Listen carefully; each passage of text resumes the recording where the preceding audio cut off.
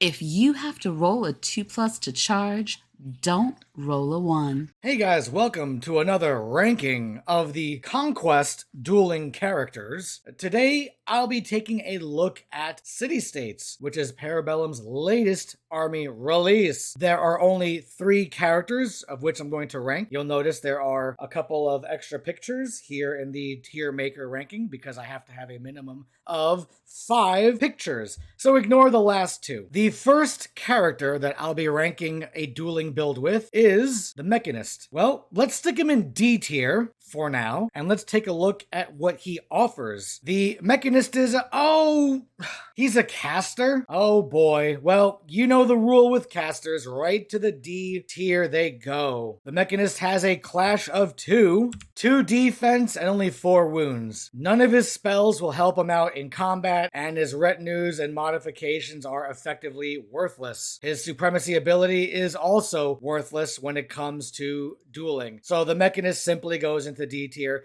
He can't even hold a candle to the Polemarch or the Aristarch within the own faction. But once again, later down the line, when I have all the duelists from each faction cross-fighting into other armies, then we'll see where the Mechanist holds up. I think the Mechanist might be one of the worst duelists in the entire game. On to the, last 2 characters for City States. We have the Aristarch and the Polemarch. Now, for any of the characters I'm going to be using today, they will all be using the Army of Lions Supremacy ability. The regiment this character stand is currently attached to, including auxiliary and character stand itself, adds +1 to its clash characteristic to a maximum of 4. In addition, friendly regiments within 6 inches of this character stand gain the Tenacious special rule. This supremacy ability is always considered to be active, and Tenacious is when you fail 1 defense roll, you can treat it as a success. What does that mean? It means the Polemarchs will be using their own supremacy as the Warlord. They'll get both effects,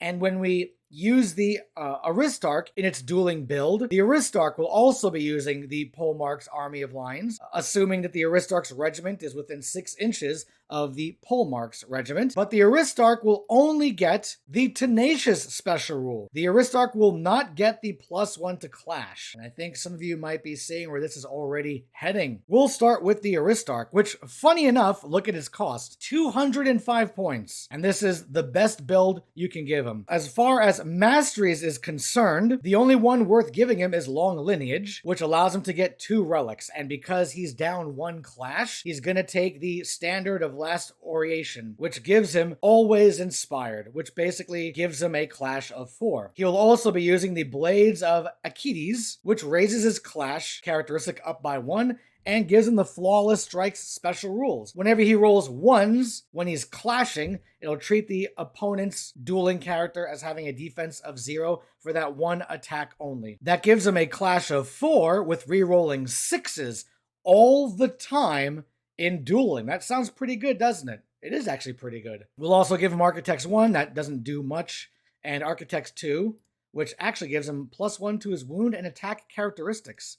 So the Aristarch seems like a pretty decent dueling character, but unfortunately, he's dueling the Polemarch in today's ranking. And after crunching my numbers, the Aristarch actually deals on average 0 wounds to the Polemarch.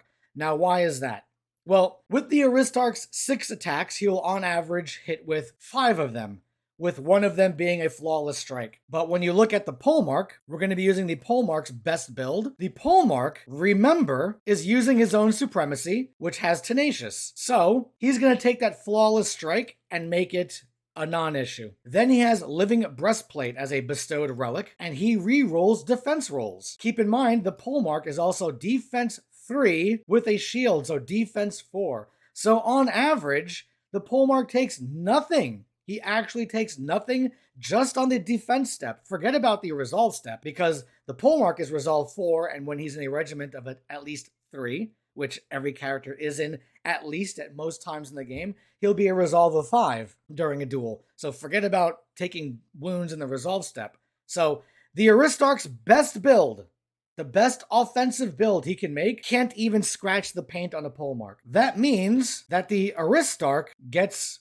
C. It's just not good at all. With each of my videos, I have to just bring up the point that these tier lists for dueling characters currently are done within the context of the characters fighting other characters within their own faction.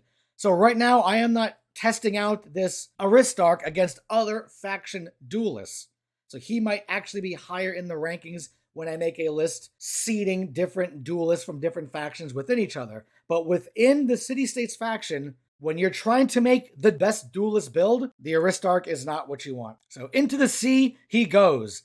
And if he's on the ship of Thesis, well, into the sea he goes. But is it the same sea that it was a minute ago, since the water is flowing? Well, if you want to have those kinds of conversations, let me know, because I know the correct answer to it. That leaves us with the polemark. And there were two possible builds I made with the polemark. One, an offensive build, which is over here with the feather blade, giving him Quicksilver, or one with the Atlantis Spear and Living Breastplate. Here's the issue. The polemark with Quicksilver only does a couple of wounds to the Aristarch. So the polemark with Quicksilver will be able to kill the Aristarch over many rounds. Offensively, going first in combat is really not important. The issue with having Quicksilver is that the Aristarch, on average, can't even hurt the polemark. So striking first is completely irrelevant when dueling. And when I match the polemark with Quicksilver up against the polemark with Living Breastplate and Cleave 1, here's the issue. The polemark with Quicksilver doesn't have Cleave 1. So the polemark with the Living Breastplate is defense 4, re-rolling all of his defense rolls. So the polemark with Quicksilver, at most, if you're rolling slightly above average, might do a single wound to the polemark with the breastplate, maybe. So let's look at the polemark with the breastplate.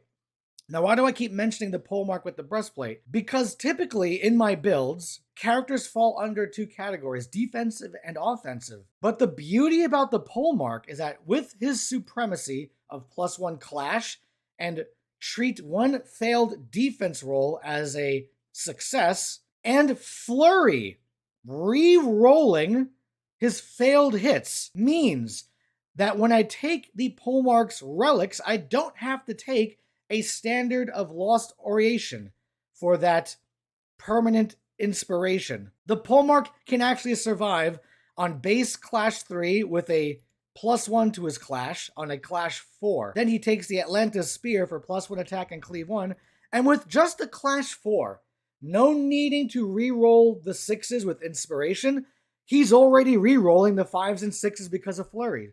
So flurry, in a sense, in Conquest, is like super inspiration. Because when your clash characteristic goes above a 4, if your clash is a base 4, you don't hit on 5s, you still miss on 5s. You just reroll 6s. But with flurry, you always reroll 5s and 6s.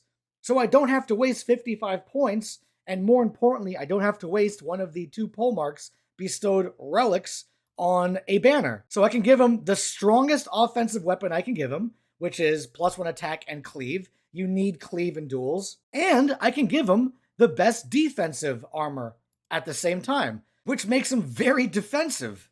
I mean, defense 4 with resolve 5 in a typical duel is pretty dang good when he's treating one defense fail as a success and re-rolling the rest. Or re-rolling all of his failures and then treating a failure as a success. So the polemark is unique so far that I have found, that you can have a build that makes sense, it works, and it's comfortably offensive and defensive. So after crunching the numbers, the polemark with the Living Breastplate and Atlantis Spear will do 3 wounds to the Aristarch, meaning he'll kill the Aristarch in 2 rounds.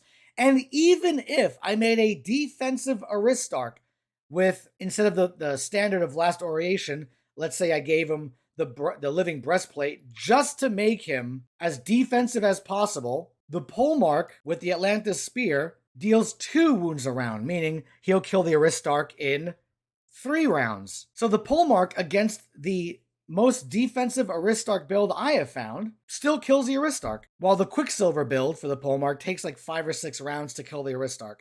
And then when you match both polemarks against each other, well, the polemark with the Living Breastplate and Atlantis Spear absolutely dumpsters the offensive polemark. So the polemark build I'll be using for this tier is the one with the living breastplate, Atlantis spear. And a quick side note, because the polemark is a combat character and the Aristarch is technically a tactical character, you'll notice under their masteries, the best the Aristarch can get is long lineage for a second item.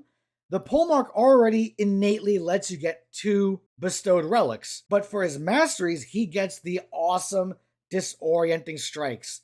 So whenever another polemark or Aristarch is even attempting to attack the defensive and offensive polemark with the Atlantis spear, their clash characteristic is down by 1. That means the polemark easily is going to be S tier. When you're making your dueling characters for city states, there's no other option.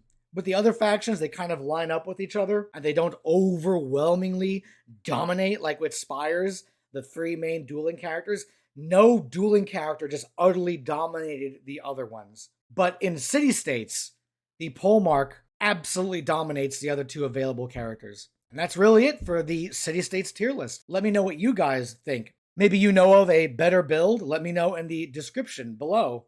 And if you need a 2+ to fight a polemark,